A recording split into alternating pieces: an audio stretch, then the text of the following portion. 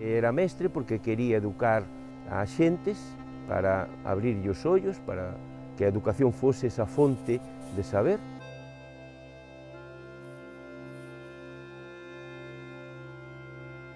Pois a rebeldía, a indignación frente á injustiza e, sobre todo, a dignidade.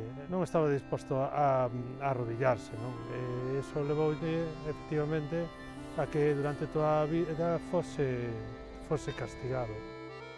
A vida e a obra dun estradense que na etapa da ditadura franquista estivera olvidado, esquecido, perseguido e incluso levado a prisión sencillamente por estar comprometido coa lingua, coa cultura e coa problemática social do seu momento. E lle dixo un dos falanxistas moi coñecido, e dixo: non, don Manuel, usted vale muchísimo, lástima que usted non fuera de los nuestros. E el, a un momento, petou co puño no peito e dixo: lástima que vos non forades dos meus.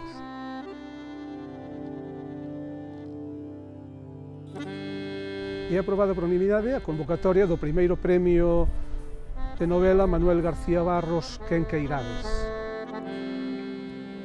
No ano 89 redactamos as bases do que ia ser o premio Manuel García Barros de novela.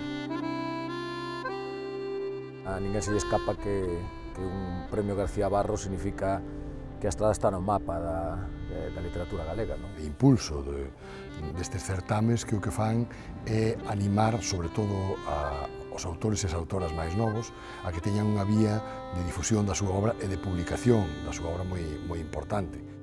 O feito de sermos, de algún xeito, protagonistas deste novo período, pois dábanos unha especial relevancia, xa non só como autores individuais, senón como grupo xeracional, como época.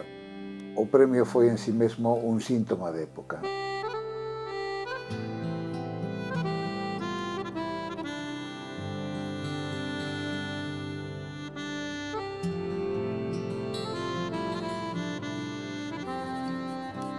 Para nós é un orgullo enorme ser os editores deste premio, porque a nada que un colla a nómina dos gañadores, pois ve que en xeral é un gran nivel.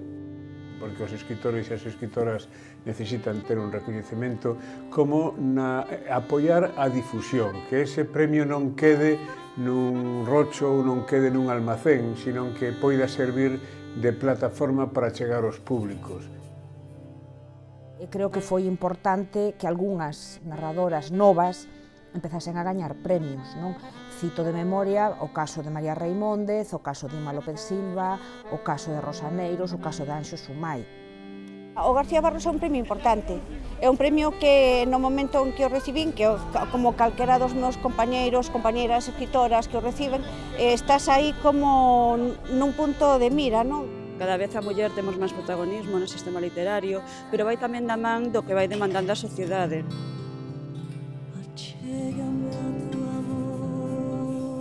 A loita polos dereitos de igualdade está moi presente na sociedade actual, entón tamén as lectoras e os lectores demandamos outro tipo de visións na literatura e nas artes.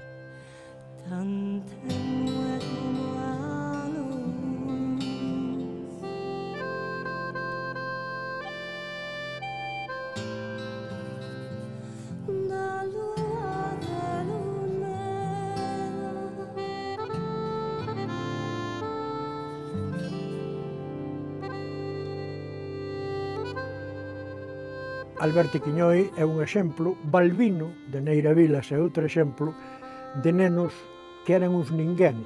Hoxe teremos que seguir pelexando para que sí, sexamos alguén.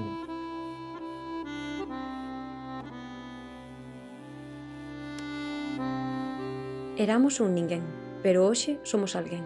Un propósito de sermos memoria, futuro e tránsito. Calquera iniciativa, calquera proxecto vital ou literario está suxeito a ciclos. 30 anos é un momento idóneo para abrir a fiestra deste tren en marcha e ollar as paisaxes percorridas.